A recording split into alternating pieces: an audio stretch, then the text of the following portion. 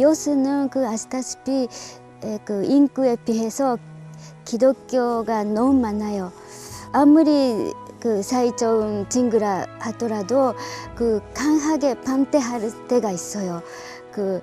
통일교라면 그런 나쁜 소문 들었어요. 이렇게 계속 이야기 하는 사람도 있으니까 그럴 때는 계속 그냥 듣고 참고 그렇습니까? 그렇게 하시고 그래도 마음이 상처 받으신지 아닐까 걱정했는데 제가 말 못해서 도와주는 것도 못하고 있었는데 그래도 그 후에는 길게 깊이 기도하고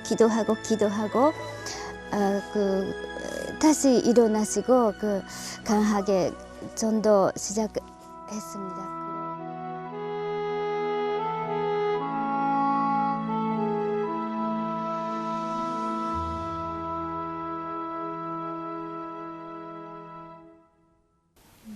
그럼 이제 권사님한테 한번 여쭤볼게요.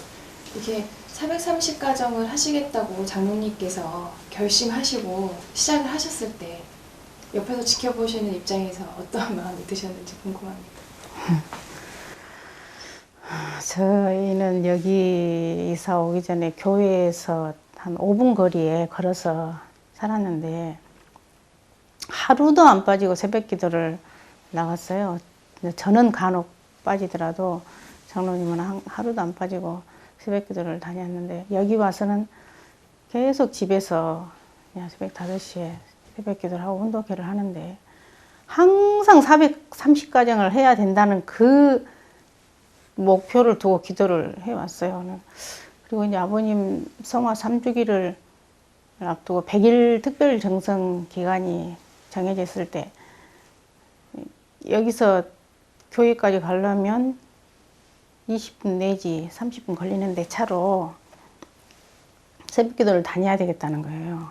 그래서 언제나 작정을 하면 밀고 나가는 성격이기 때문에 그때부터 저는 430가정을 하려고 작정을 하고 새벽 기도를 나가시나 보다 하고 마음 먹었었어요. 그런데 이제 그리고 나서 이제 김영대 회장님께서 오셔서 그렇게 하셨을 때 그때부터 마음 먹었던 거구나 생각하고 하고 저는 무화과가 철이고 또 이제 여기를 농장을 비울 수가 없으니까 활동은 못했어요. 저는 그렇지만 너무 힘들게 기진맥진해서 들어온 걸 보고 아니 우리는 아들도 있고 딸도 있고 손주들도 있고 한데 뭐가 부족해서 이렇게 고생을 하고 힘들게 하냐고 했었어요. 그러니까 또 교회 가서도 그런 이야기를 이제 또래 권사들한테 이야기를 하니까 그러니까 자식 아들도 있고 딸도 있고 손주도 있고 하니까 해야 된다고 그랬을 때 그때 참 그 권사님의 말씀에 힘을 얻고 한 번 마음 먹으면 뜻을 향하는 것은 지금까지 제가 37년 같이 살았는데 계속 그대로 밀고 나가니까 저는 그냥 결국엔 다 해내셨을 때 많이 기쁘셨겠어요? 네, 많이 기뻤습니다. 기쁘고 정말 처음에는 저도 무서웠는데 대단하다고 느꼈습니다. 그러면 이제 430가정 축복을 완료시키셨는데 그 축복을 시작으로 또 계속 그 연이 이어져 가야 되잖아요. 네. 그분들을 두고 앞으로 어떻게 계획하고 계신 게 있으신가요? 이제 그분들을 지금 교구장님이랑 이제 사실은 뭐 후속으로 계속 그분들을 교육을 해야죠. 교육을 해야 되는데 이제 한 달에 한 번씩 열린 예배라든지 이런 예배를 통해서 그분들을 초청을 해야 되고 또 성주만 마셨지 사실은 3일 행사 교육이라든지 탕감봉 행사 이런 것을 못했지 않습니까? 그래서 이제 신년도가 되면은 교구장님, 목사님이랑 상의를 해서 그분들을 우리가 교육은 다 해줘야 되거든요. 나중에 연계 가서 왜 안 가르치 그런 거 안 가르쳐서 그러면 또 참석받잖아요. 그러니 하고 안 하고는 그 사람들에게 맡기고 시도는 해야 되지 않느냐. 그렇게 해서 이제 그런 계획을 갖고 있고 또 저는 그 축복 430가정을 완료한 연후에 우리 종친들 앞에 사실은 유명인사가 됐습니다. 그게 뭐 종족 메시아란 말이 사람들이 이제 처음 듣고 또 종족 메시아가 무엇이냐, 뭐 구세주라는 말은 아니냐. 그러니까 요새 모임에 가면 아 메시아님 오십니까? 이제 그럴 정도로 그리고 또 아주 자연스럽게 우리 종친 활동들이 참 많습니다. 그러면 뭐 무슨 표지색을 세운다든지 무슨 묘일을 한다든지 이럴 때도 어떤 제사를 지내게 되거든요. 그런데 제사를 지낼 때 이제 유교식으로 축이라고 그럽니다. 뭐 고한다는 뜻이거든요. 고축. 그럴 때 이제 축을 하는 것이 아니고 절을 세워서 이제 기도를 하라 그럽니다. 그게 이제 상례화되고 이제 그렇습니다. 그래서 특히 또 내일은 우리가 이제 또 우리 할아버지 한 분이 임난왜란 때 그 이순신 장군을 도와서 그 네 분의 장군이 있어요. 우리 할아버지 중에. 그 12대 조상 되신 분이 정철 장군이라는 분인데 그분의 이름을 따서 우리 인근에 있는 부대 이름을 정철 부대로 개명을 합니다. 그 지역에서 어떤 국가에 공헌한 사람들이 있다든지 이럴 경우는 부대 명칭을 그 사람 명칭으로 한다고 해서 우리 할아버지가 선정이 됐어요.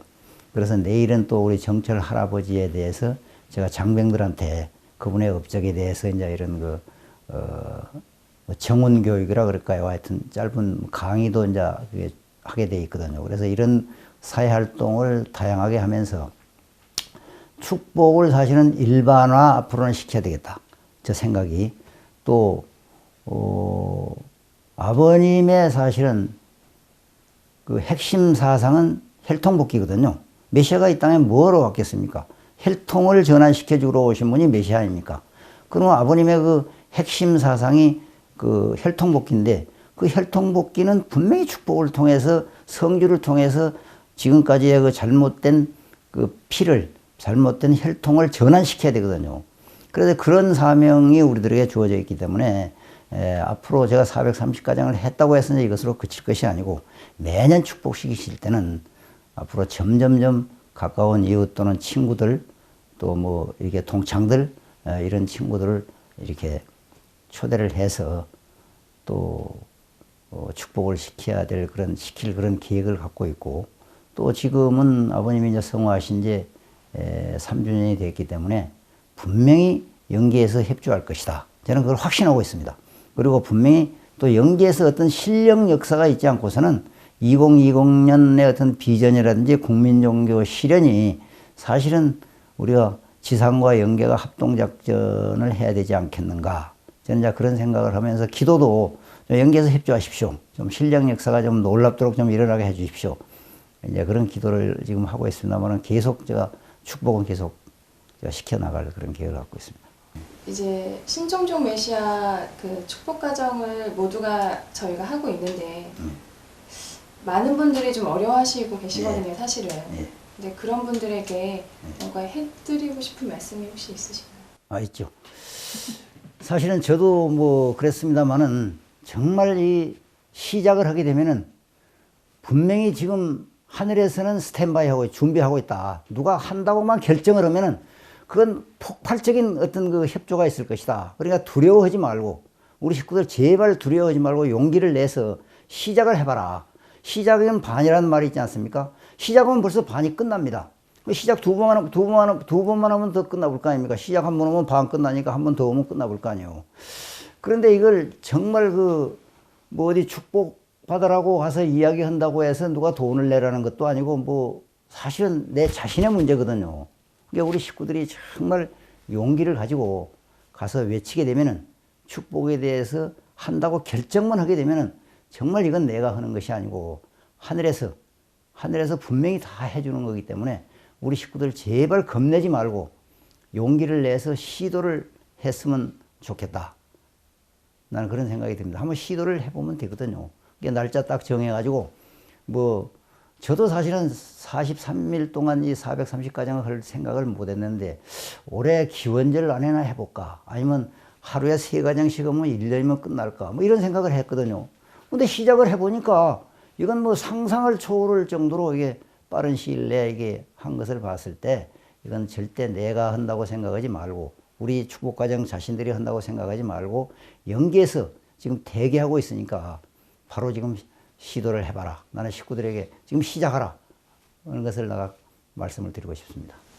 정말 그 짧은 기간에 많은 마음의 변화가 있으셨던 것 같은데 이번 기간을 통해서 느끼셨던 바를 마지막으로 한번 소감을. 예. 참 우리가 세상을 많이 무서워하고 하는데 활동을 해봄으로 인해서 우리가 언제 통일교회를 수십 년 이렇게 따라오고 그랬지만은 언제 우리 문선명 총재님이 이 땅에 오신 구세주요 메시아요 재림주요 참부모란 말을 우리가 어디 가서 참 외쳐본 일이 없거든요. 근데 축복식 활동을 하게 되면은 이 말씀을 하여튼 목이 터져라고 할 수가 있습니다. 그리고 사자후를 토할 수가 있습니다. 그러니까 그것만 하더라도 축복식에 참석하고 안 하고는 둘째 문제고 그 말씀을 전했다고 하는 그 사실만큼도 참 얼마나 보람된 일입니까? 또 아버님을 알리는 일이고 그래서 참 이번에 참 이 활동을 내가 참 잘하게 됐다. 그리고 정말 그 아버님을 증거하게 된 것에 대해서 참 보람된 일이 아닌가. 우리가 참 등산할 때 정상까지 올라가려면 참 힘들지요. 그러나 정상을 정복했을 때 어떤 그 성취감, 쾌감, 뭐 내려오면서 그런 걸 느끼지 않습니까? 그래서 정말 430가정이 어려웠는데 참 해놓고 나니까 참 그 성취감도 좀 있고 또 앞으로는 어떤 일이 있다 하더라도 하늘을 믿고 행하게 되면은 분명히 역사해 주시고 이루어지신다는 것을 이번에 느끼게 되었습니다. 정말 마지막으로 그 옆에 계신 그 한동안 비우신 농가를 지켜주신 사모님께 한 말씀 해주시죠. 오늘날 사실은 제가 이렇게까지 참 미력합니다만은 430가정을 하게 되고 또 지금까지 교회에서 크고 작은 행사나 또는 뭐 중심 식구라고는 장로 입장에서 이게 자리를 지킬 수 있었던 것은 역시 우리 아내의 참 그 내조가 참 컸습니다. 전혀 불평불만을 해본 일이 없고 저는 지금까지 부부 생활을 하면서 왜 싸움을 안 하겠습니까? 근데 싸움을 해서 한 번도 제가 이겨본 일이 없습니다. 그건 뭐냐 그러면은 싸움을 하게 되면은 우선 대꾸를 하고 달라들어야 그 싸움이 되는데 아무 말을 대꾸를 안 해버리니까 물론 참고 견디려면 얼마나 힘들었겠어요. 그러니까 결국 한 5분도 어쩌라서 내가 졌구나 하는 것을 이제 항상 느끼게 되는데 참 반항 없이 하자고 하는 대로 참 따라주고 그런 것이 정말 참 고맙고 그렇게 해서 좀 이런 부분들이 430가정을 완료하는데 참 힘이 되지 않는가. 아내가 없었더라면 내가 과연 이런 일을 할 수 있겠는가 하는 생각을 하게 돼서 다시 한번 고맙게 생각하고 있습니다. 사모님께도 이제 더 앞으로 더 크게 뭔가 일을 진행시키실 것 같은데 장로님께 하시고 싶은 말씀 있으신가요?